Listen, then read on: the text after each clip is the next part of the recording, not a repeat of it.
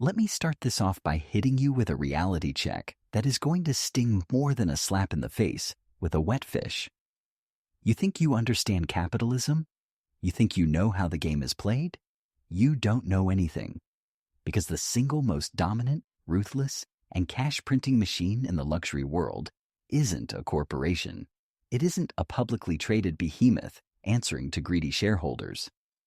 No, ladies and gentlemen, the company that decides who gets to feel rich and who stays poor is, on paper, a charity. Yes, you heard me right. A charity. Rolex, the brand that adorns the wrists of everyone from Wall Street sharks to third world dictators, is owned entirely by the Hans Wilsdorf Foundation. It is a nonprofit organization. Now, pause for a second and let the sheer unadulterated absurdity of that statement marinate in your brain. It is like finding out that the cartel running the drug trade is actually a registered NGO dedicated to pharmaceutical research. It is a joke, but nobody is laughing because the punchline is worth billions of dollars a year. This nonprofit status is the ultimate shield. While every other CEO in the world is sweating bullets over quarterly earnings calls, terrified that their stock price might dip by a fraction of a percent, the folks at Rolex are sleeping like babies. They don't have to publish their numbers. They don't have to tell you how much profit they make. They don't have to explain why a watch that costs a few $100 to manufacture is being sold to you for the price of a compact car. They answer to absolutely no one. They are a ghost ship sailing through international waters, loaded to the gunnels with gold, and they are completely invisible to the radar of public scrutiny. But here is where the anger should start bubbling up in your gut. This isn't just a clever tax dodge. It is a psychological weapon. They have convinced the entire world that they are the guardians of tradition, the benevolent watchmakers on the hill. Meanwhile, they are running the most sophisticated scarcity engine mankind has ever seen. They have turned a mass-produced industrial tool into a religious artifact. You aren't just buying a watch, you are titling to the Church of Hans Wilsdorf. And just like any good cult, they treat their followers with absolute disdain. You beg them to take your money. You stand in line, humiliated, waiting for the privilege to buy their product. It is a masterclass in abuse, and we are all thanking them for it. So, buckle up, because we are going to peel back the dial and look at the ugly rusted gears of greed that make this empire tick.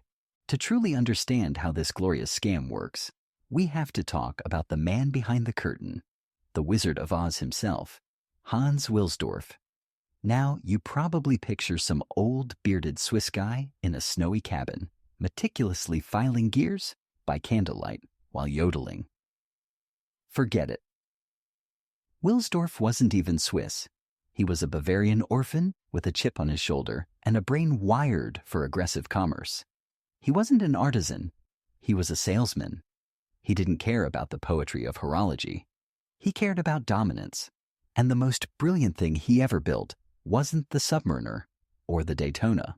It was the legal fortress that keeps his empire safe long after his body turned to dust.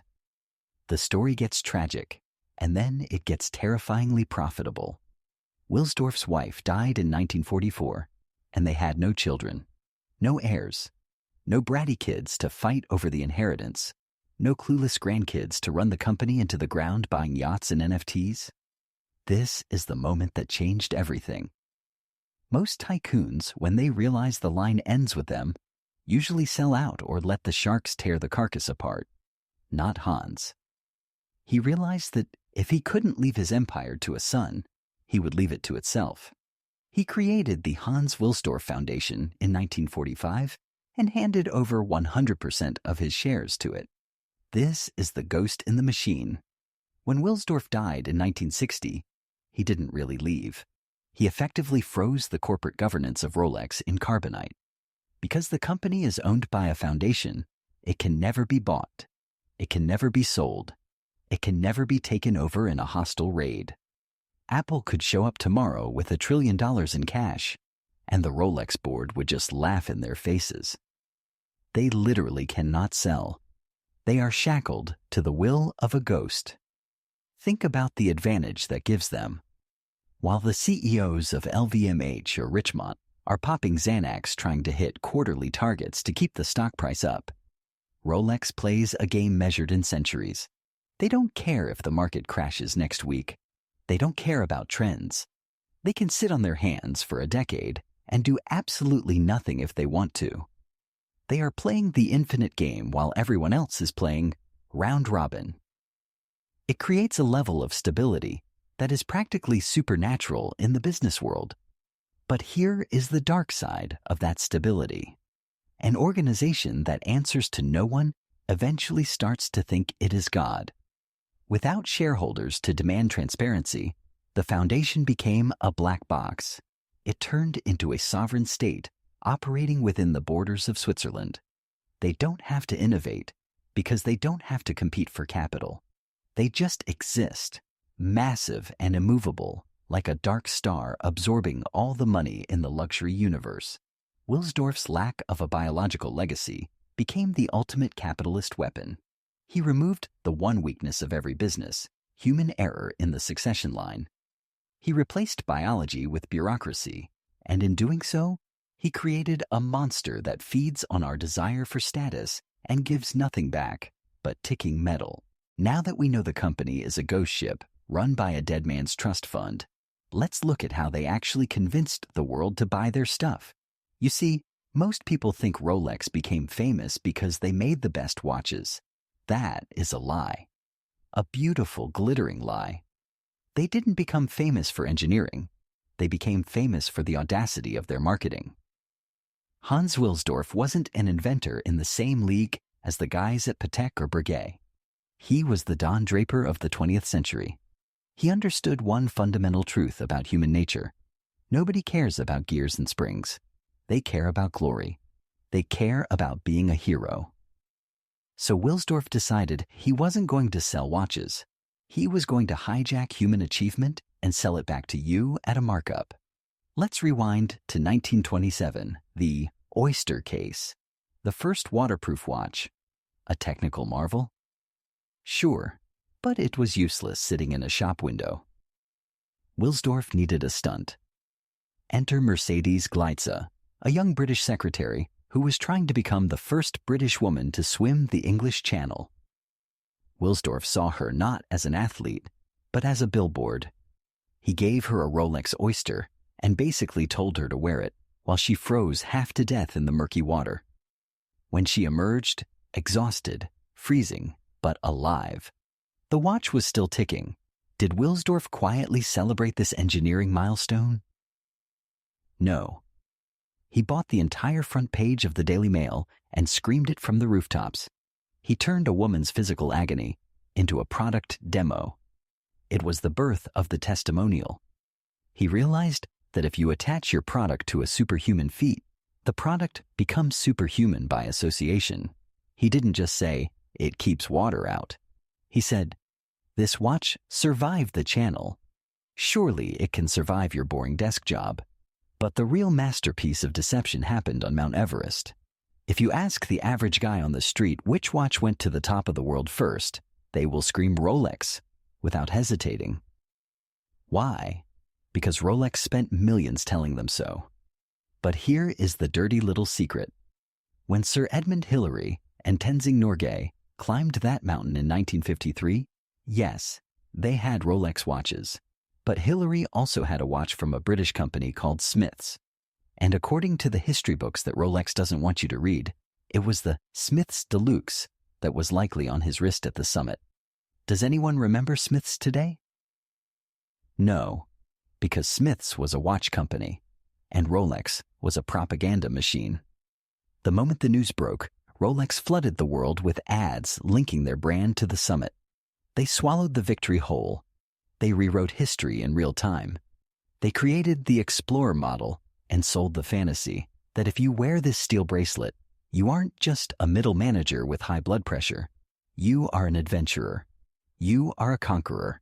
This is the genius and the horror of it. They commodified human struggle.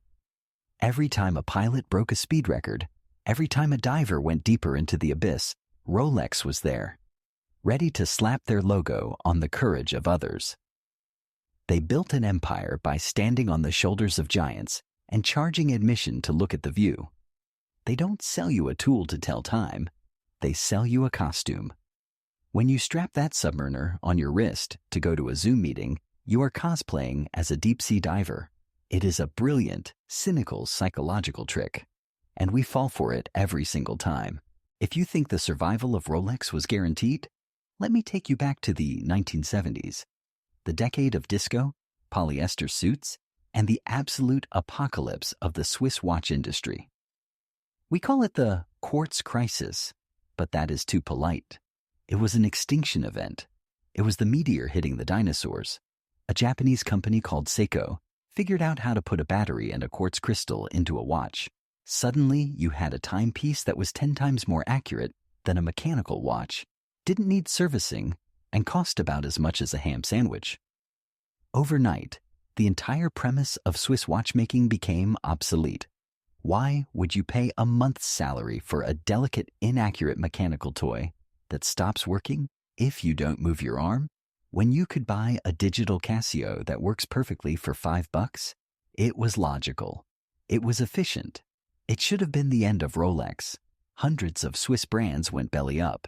They closed factories, fired thousands of workers, and sold their equipment for scrap. The logic of the market said, game over. Technology won. But Rolex? Oh, Rolex looked at the abyss and laughed. They didn't try to compete on tech.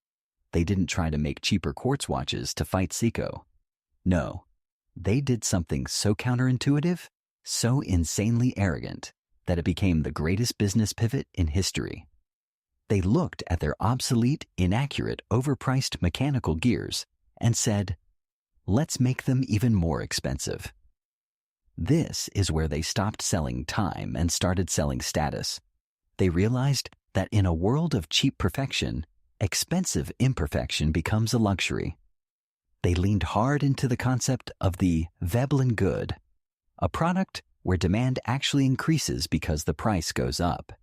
They took a tool that was designed for divers and explorers and rebranded it as jewelry for bankers and lawyers. They basically told the world, yes, our watches are technologically inferior to a $20 calculator watch, but rich people wear ours. Poor people wear those. It was a masterstroke of psychological manipulation. They successfully divorced the value of the object from its function. You don't buy a Ferrari to commute in traffic, and you don't buy a Rolex to know what time it is. You have a phone for that. You buy a Rolex to tell other people how much money you have. By raising their prices while the rest of the industry was slashing theirs, they signaled that they were above the fray. They turned their obsolescence into tradition. They turned their inefficiency into craftsmanship. Think about how twisted that is. You are paying thousands of dollars for a machine that is objectively worse at its primary job than a kid's plastic watch. If you lose a second a day with a quartz watch, you throw it in the trash. If you lose a second a day with a Rolex, you marvel at the mechanical soul of the movement. They convinced us that the flaw is the feature. They saved themselves not by innovating, but by hallucinating a new reality, where old technology is superior solely because it requires more effort and costs more money. They sold us the horse in the age of the automobile, and they convinced us that the horse was a status symbol because it poops on the street. Welcome to the greatest magic trick in the history of retail. The case of the disappearing inventory. Walk into any authorized Rolex dealer in London, New York, or Tokyo right now. Go ahead, try it. You will walk into a beautifully lit, marble-floored temple of luxury. There will be security guards in suits. There will be smiling staff offering you espresso and sparkling water.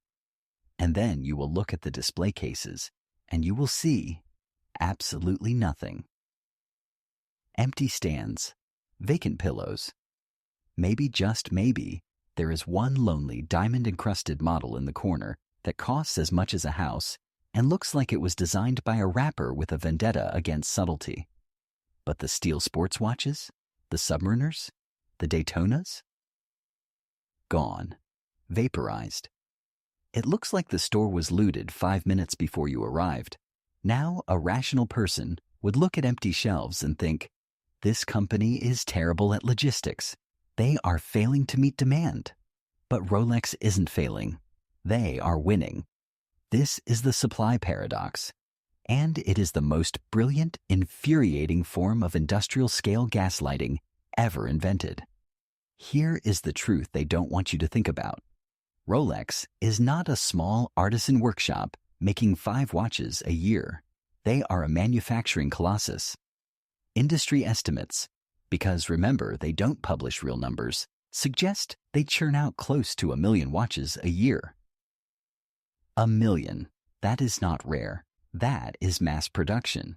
That is the Honda Civic of the luxury world. In terms of pure volume, Rolex is practically a factory line of robots spitting out steel ingots. So, where are they? Where do 1 million watches go? They are creating artificial scarcity. It is the velvet rope principle applied to retail. If you walk into a club and it's empty, you leave. But if there is a line around the block and a bouncer telling you, not tonight, you will sell your soul to get in. Rolex knows that the moment you can walk in and just buy a Daytona off the shelf, the Daytona becomes worthless. The value isn't in the steel. The value is in the difficulty of obtaining it. They have managed to convince the world that a mass-produced industrial object is as rare as a unicorn. They feed the market just enough to keep the hunger alive, but never enough to satisfy it. It is a masterclass in Pavlovian conditioning. We are the dogs, salivating at the sound of the bell, begging for a treat that they have millions of in the back room but refuse to give us. They have turned the act of buying a product into a quest, and by doing so, they have made us value the struggle more than the watch itself. You aren't paying for the time, you are paying for the torture. And the sickest part? We love them for it. We thank them for the abuse, because deep down, we don't want a watch that anyone can have. We want the watch that says, I got in, and you didn't. If you thought the empty shelves were an insult, wait until you meet the gatekeepers.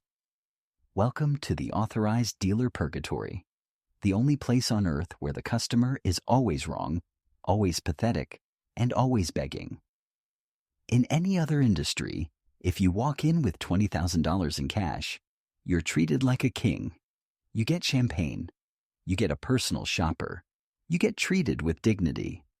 In a Rolex boutique, you're treated like a nuisance. You're a supplicant kneeling at the altar, hoping the high priest will sprinkle some holy water on you.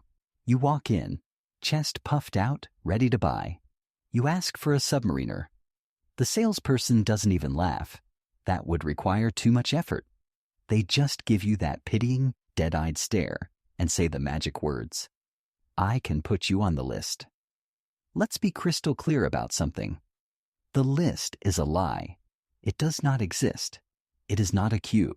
It isn't a first-come, first-served system where you wait your turn like a civilized human being. It is a burn book. It is a popularity contest run by a retail assistant who decides if you are worthy of giving them your money. When they write your name down, they might as well be writing it on a napkin and throwing it in the trash the second you walk out the door.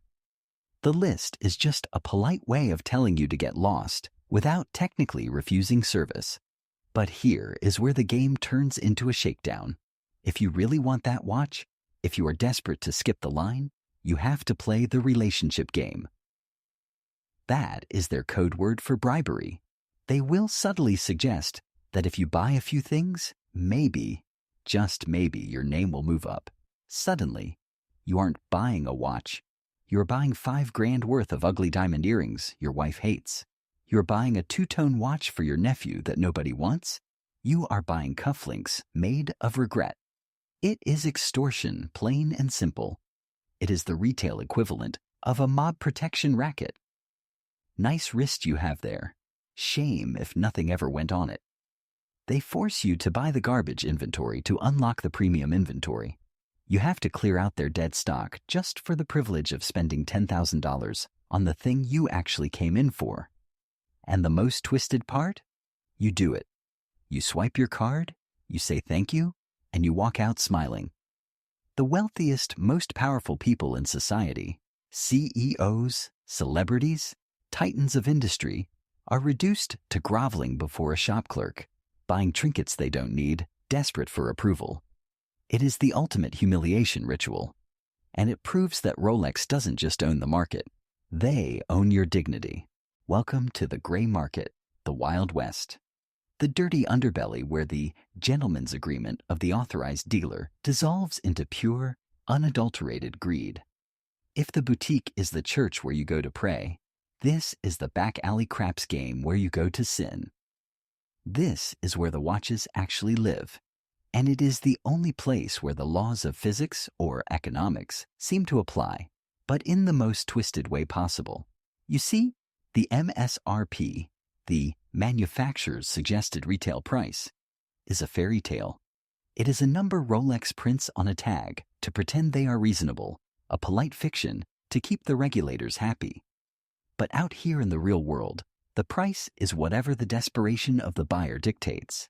This is the domain of the flipper. These aren't watch enthusiasts. They are day traders with a wrist obsession. They are the scalpers of the luxury world. They slither into the authorized dealers, use their relationships, which we already established are just slow-motion bribes, to buy a Daytona at retail price. And before the ink is even dry on the receipt, before they have even walked to their car, they have listed it online for double, triple, sometimes quadruple the price. This dynamic has turned the entire concept of ownership into a speculative mania. A steel sports watch is no longer a timekeeper. It is an asset class. It is a volatile stock ticker that you wear on your arm, or, more likely, lock in a dark safe. For a few years there, a stainless steel Rolex was outperforming the S&P 500, gold, and real estate. Think about how functionally insane that is. A mass-produced object made of basic industrial steel, powered by springs and gears technology from the 1800s, was appreciating faster than the tech companies that are actually building the future. This created a casino mentality that infected the entire industry. People who didn't know the difference between a bezel and a bagel were suddenly investing in watches. They buy them, keep them sealed in plastic. God forbid you actually wear the thing and scratch the resale value, and treat them like bars of gold. It is a bubble of epic proportions, fueled by cheap money and internet hype. It is the tulip mania of the 21st century, but instead of flowers, we are hoarding mechanical bracelets. And just like any casino, the house always wins. But out here, the house isn't a glamorous Monte Carlo dealer. It is a guy named Crypto King 99 on Instagram selling you a polished-up used watch for the price of a human kidney. It is a frantic, sweaty, greedy mess, and it proves that we have completely lost the plot. We aren't collecting history anymore.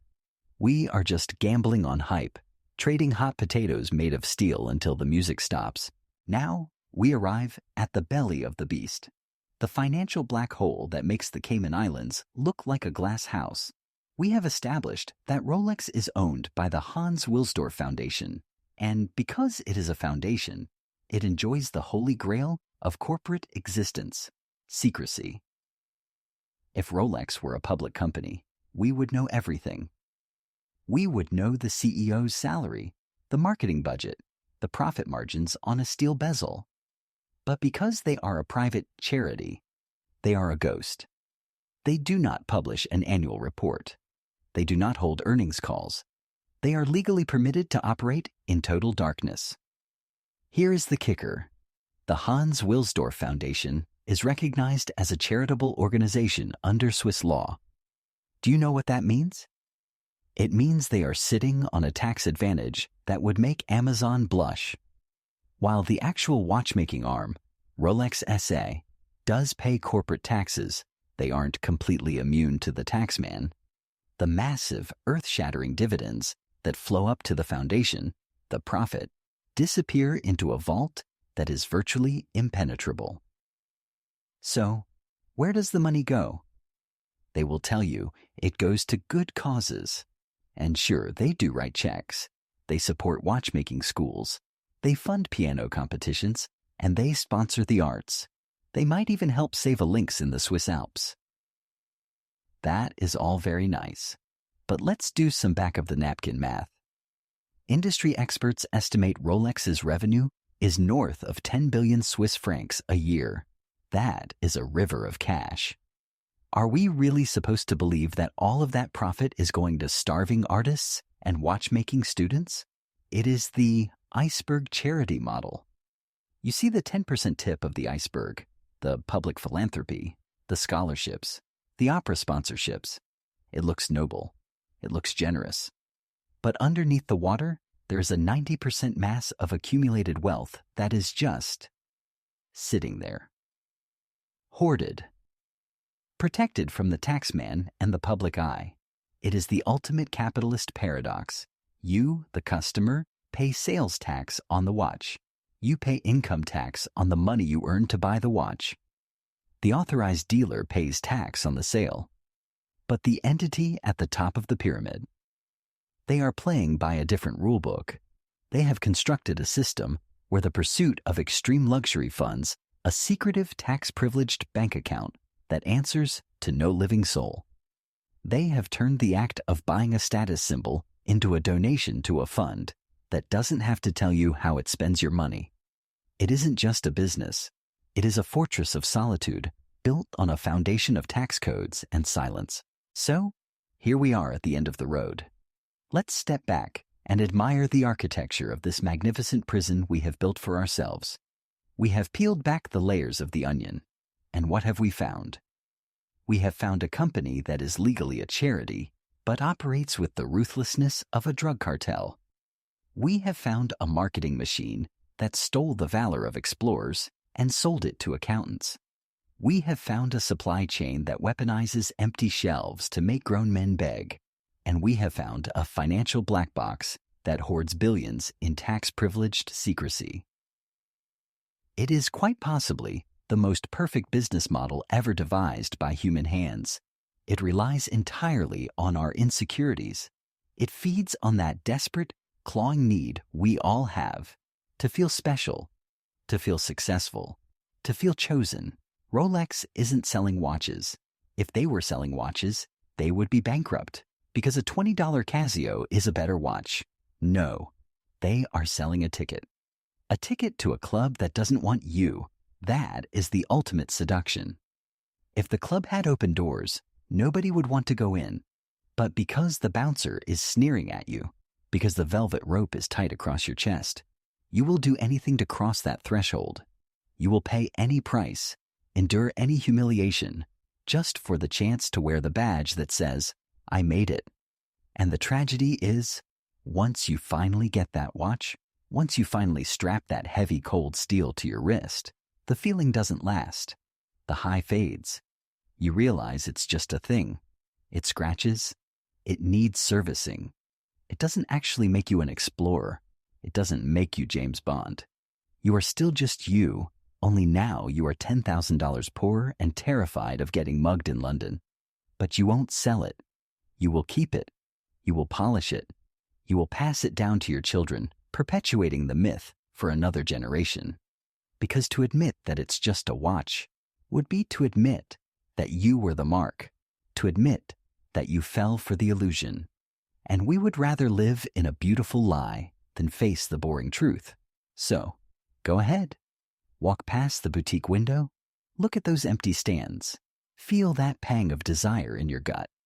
But just remember, the joke isn't on them. The joke is, and always has been, on you.